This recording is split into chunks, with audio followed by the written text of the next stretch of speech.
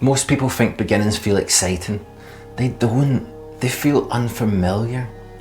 And the strange thing is, the more important the beginning is, the quieter it arrives. Because real beginnings don't announce themselves. They show up as a feeling you almost ignore until you realise you've felt it before. You usually don't notice them because something starts. You notice them because something you were carrying is suddenly gone. The pressure eases, the grip loosens, and there's a brief moment where the absence feels more noticeable than any new direction. That's the point where most people rush to replace it. Another plan, another push, another explanation. But that hesitation isn't delay, it's orientation. And if you stay with it long enough, it tells you what's actually changed. I didn't wake up that morning thinking anything had changed. There was no sense of today's the day, no shift in mood, no emotional spike, no music swelling, no big realization crashing through you. You're just standing there looking at yourself. Not critically, not dramatically, just clearly, and something feels off. Not wrong, not broken, just unfamiliar. It's the moment you realise you've been living in your body, but not fully inhabiting it. Like someone else has been wearing your face for a while, doing the talking, doing the coping, doing the surviving.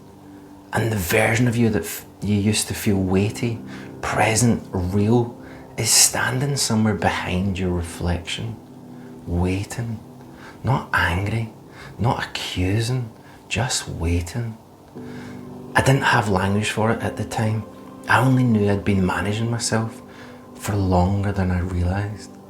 That's how it started for me, not as a crisis, not as a breakdown, as a recognition. The body doesn't interrupt you with drama, it doesn't shout, it changes state and waits to see if you'll notice. For a long time, my system has been in survival mode. Not obvious survival, not panic, just endurance. Getting through days, getting through nights, keeping things together, staying functional, managing energy so I didn't dip too far either way. You don't call that stress when it becomes normal. You call it responsibility. You call it adulthood. You call it coping. You don't realise you're doing it when it's gradual. It just becomes how you live. So when some of that effort dropped, not all of it, just enough, it was noticeable.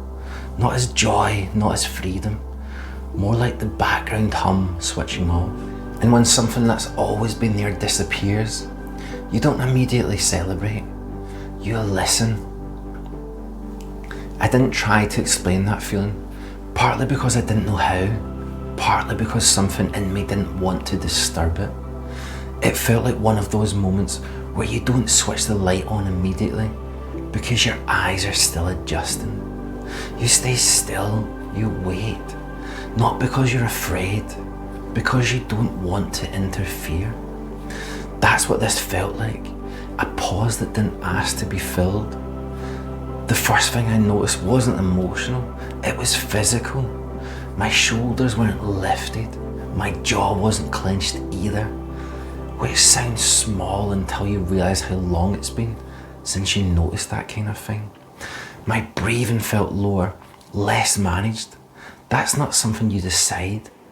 The body doesn't soften because you tell it to. It's softened because something tells it. And whatever that signal was, it hadn't come from my mind. It recognised something. Not because I'd planned it, not because I'd earned it, because it had been here before. This wasn't memory as scenes or timelines. It wasn't nostalgia. It was memory as orientation, like suddenly knowing which way is north again without checking a map. Like suddenly remembering how to stand without leaning. I think that's why the gua sha routine mattered more than I realised. Because touch does something thinking can't. The face holds things quietly around the eyes, the jaw, the mouth, places that learn to stay ready long after they need to.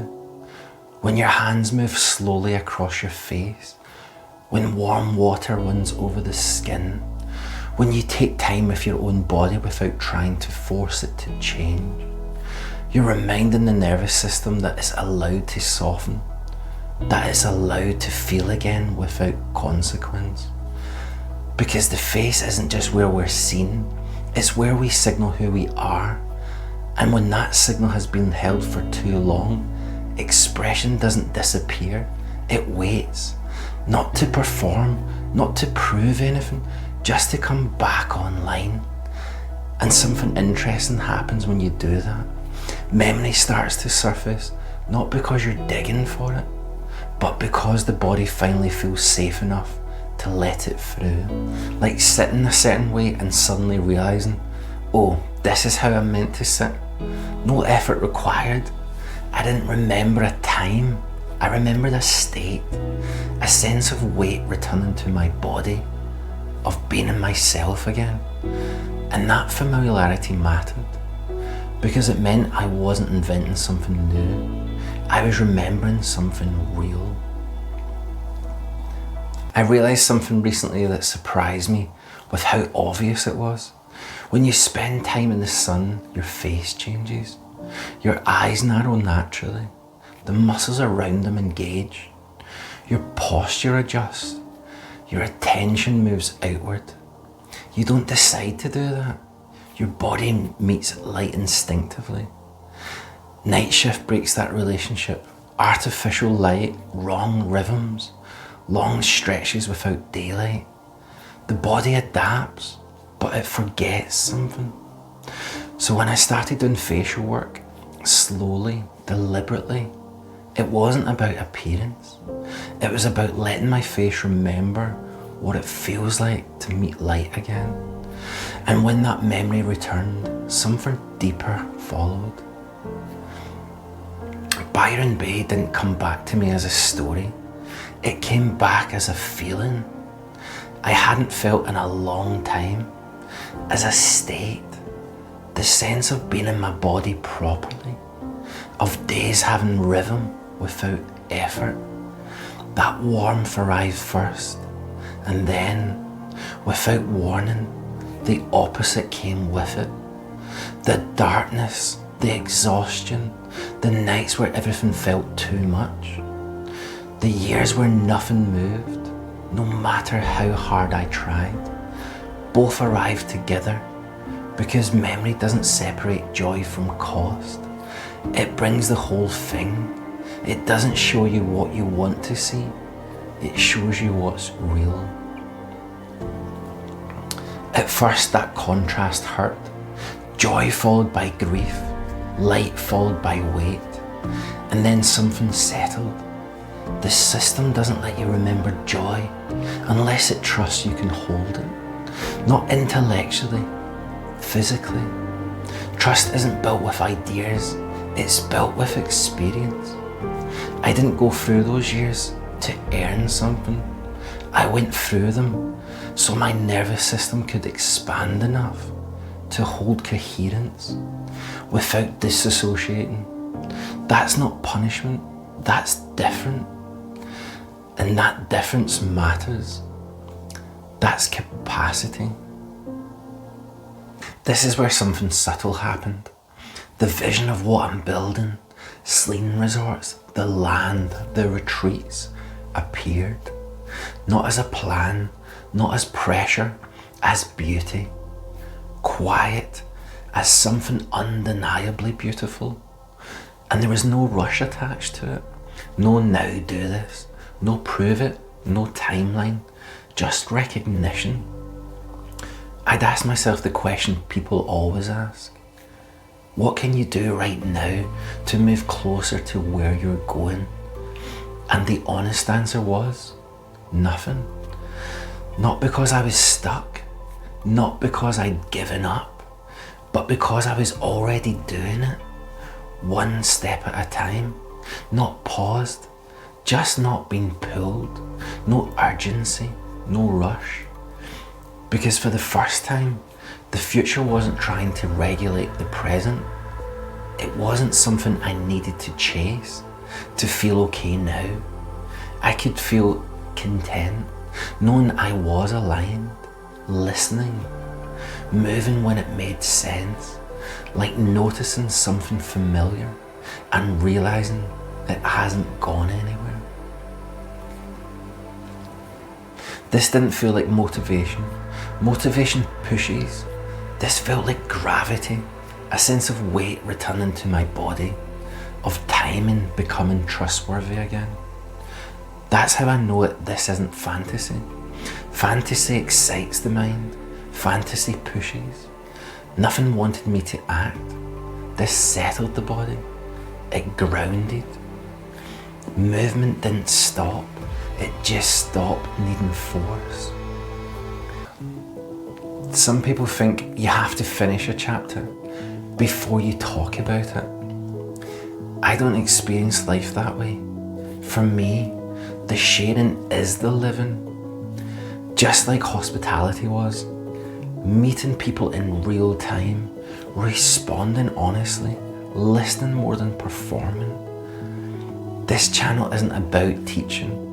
It's about staying in contact with what's actually happening instead of what I think should be happening. That's where my flow lives. That's where I trust myself.